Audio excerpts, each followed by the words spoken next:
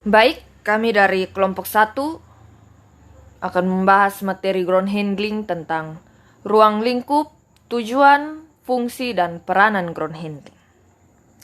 Seperti yang kita ketahui, untuk melakukan suatu perjalanan, perlu adanya prosedur atau tahapan-tahapan yang harus dilakukan dan dilewati. Perkenalkan, nama saya Agustina Ateda.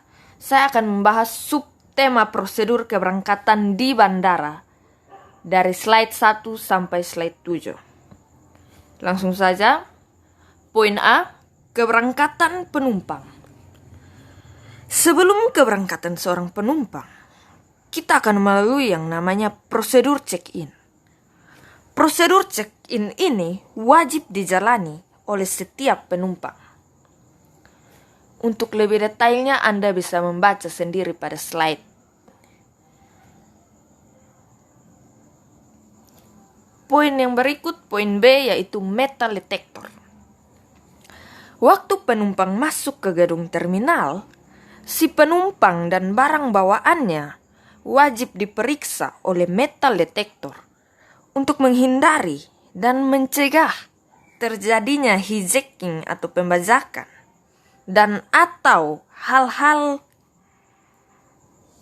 yang bisa membahayakan para penumpang lainnya dan awak penerbangan di atas pesawat. Poin C, nama di tiket. Saat melakukan check-in, petugas akan memastikan nama Anda, saya, dan kita sebagai seorang calon penumpang cocok dengan PNL atau Passenger Name List. Apabila reservasinya oke, berarti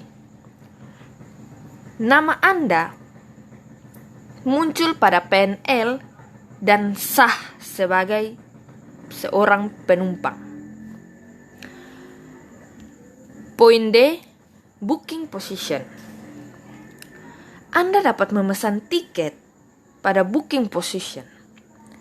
Secara yang kita tahu dan kita sadari bahwa booking position ini bukan hanya berada di bandara semata, tapi sekarang sudah banyak agen dan para calon tiket penerbangan dimanapun mereka ada. Anda bisa memesannya secara online.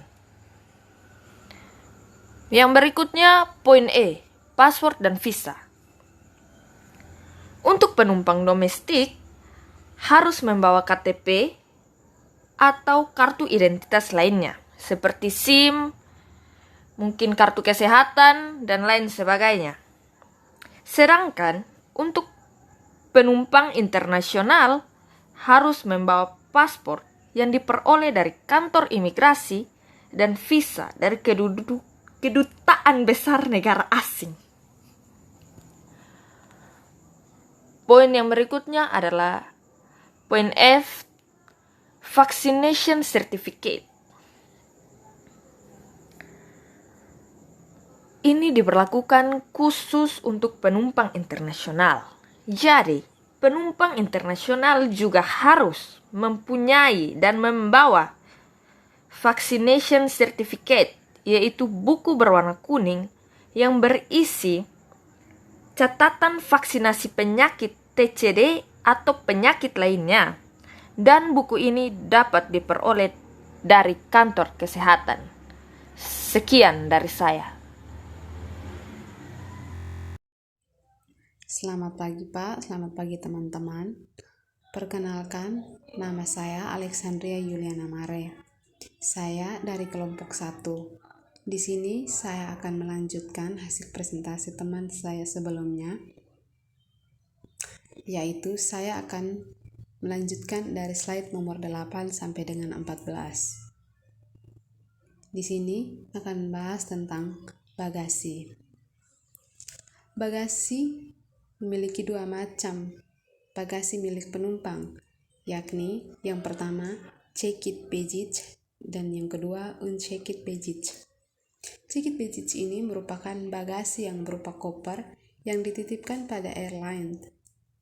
Ini biasa dilakukan agar penumpang merasa nyaman dan santai saat perjalanan. Dan penumpang ini akan kembali mengambil barangnya tersebut ketika ia tiba di airport tujuan. Unchecked baggage atau cabin baggage merupakan tas yang dibawa sendiri oleh penumpang yang beratnya kurang lebih 7 kg, namun harus ditimbang terlebih dahulu. Tempat bagasi kabin di pesawat disebut overhead rack atau yang berada di bawah tempat duduk si penumpang. Unchecked baggage ini juga terdiri dari dua, yakni yang pertama carry-on baggage. Di sini carry-on baggage memiliki contoh-contoh seperti berikut. 1. Tas kecil atau beauty case. Nah, beauty case atau tas kecil ini di dalamnya berisi perlengkapan para wanita seperti make up dan lain sebagainya. Yang kedua, payung. Yang ketiga, selimut. Yang keempat, tongkat. Nah, tongkat ini biasanya digunakan oleh orang tua yang mana digunakan untuk menopang pada saat mereka berdiri atau pada saat mereka berjalan. 5. Buku bacaan. Di sini banyak penumpang pesawat yang akan merasa cepat bosan saat berada dalam pesawat. Di sini mereka memiliki solusi untuk menghilangkan rasa bosan atau penat mereka, yakni dengan membawa buku bacaan agar pada saat pesawat mulai lepas landas, nah di sini mereka mulai membaca untuk menghilangkan rasa penat mereka. Yang keenam, keranjang bayi. Yang bagian kedua, cabin baggage atau hand baggage. Contohnya seperti tas tangan yang biasa dibawa oleh para wanita. Free baggage allowance merupakan penumpang dewasa dan anak-anak di kelas ekonomi. Ini berhak membawa bagasi seberat 20 kg dengan tarif 75%. Dan untuk bayi, beratnya sebesar 10 kg dengan tarif 10%. Kedua, penumpang dewasa dan anak-anak di kelas eksekutif berhak membawa bagasi seberat 30 kg dan untuk bayi seberat 10 kg. Yang ketiga, apabila checked baggage ditambah unchecked baggage lebih dari 20 kg, maka penumpang tersebut harus membayar biaya excess baggage. Biaya ini sebesar 2% yang dihitung dari tarif ekonomi dikali berat kelebihannya. Pooling of baggage. Nah, di sini dikatakan bahwa apabila 2 orang atau lebih yang bepergian dengan tujuan yang sama dan check-in pada saat yang bersamaan, maka bagasi keduanya bisa dipulit atau digabungkan menjadi satu grup. Yang kedua, penumpang yang bagasinya berbeda kelas, yang check-in-nya di jam yang berbeda, maka bagasi keduanya tidak bisa disatukan atau dipulit. Sekian dan terima kasih dari saya. Perkenalkan, nama saya Algrib Karatu Windy Asanab. Saya akan menjelaskan slide 15 sampai dengan slide 21 tentang label bagasi. Label bagasi terdiri dari strap tag dan claim tag. Strap tag biasanya dipasang di koper. Strap tag ini harus kuat benangnya, kuat kartonnya, atau kuat tintanya, agar tidak lepas atau cat tidak luntur bila terkena hujan. Yang kedua, claim tag. Claim tag biasanya diserahkan kepada penumpang dan dijepit bersama tiket. Cabin baggage juga harus dipasang label identifikasi atau baggage identification tag dengan nama, alamat, dan nomor telepon rumah. Identification sticker. Identification sticker bertujuan untuk mencegah hilangnya bagasi dan tersesat di kota lain. Maka setiap bagasi dianjurkan agar diberi stiker yang memuat nama, alamat, dan nomor telepon dalam bahasa Inggris. Dengan demikian, apabila bagasi tersebut tersesat di kota lain, dapat dengan segera dikirim kembali ke alamat penumpang. Yang berikut weight concept dan piece concept. Di dunia penerbangan, ada dua konsep mengenai angkutan bagasi. Yang pertama, weight concept, yaitu peraturan IATA yang memberlakukan sistem berat untuk bagasi. Yang kedua, piece concept, yaitu peraturan di Amerika Serikat dan Kanada yang memberlakukan sistem piece dalam angkutan bagasi. Yang berikut boarding pass. Boarding pass adalah tanda masuk ke pesawat berisi nama, nomor gate, ruang tunggu, dan nomor set pesawat. Penumpang kelas Y diberi boarding pass warna hijau. Penumpang kelas C diberi boarding pass warna biru. Sedangkan penumpang kelas F boarding pass-nya warna merah. Airport tax dan fiskal. Penumpang harus membayar airport tax atau passenger service charge di Jakarta Rp40.000 untuk domestic flight, international flight Rp150.000, sedangkan penumpang internasional harus bayar fiskal Rp2.500.000 apabila ia tidak mempunyai NPWP atau nomor pokok wajib pajak. Jika memiliki NPWP, berarti PEX bebas membayar fiskal. Yang berikut imigrasi. Imigrasi berlaku untuk penumpang internasional.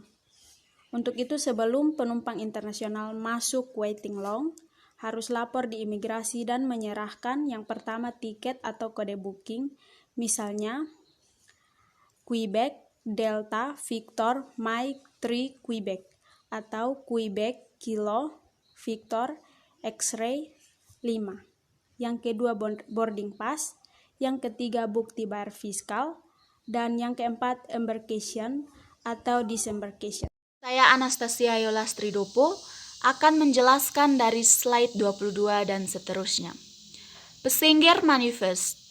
Manifest penumpang adalah daftar yang berisi nama penumpang, jumlah penumpang, nomor tiket, jumlah bagasi, serta berat bagasi.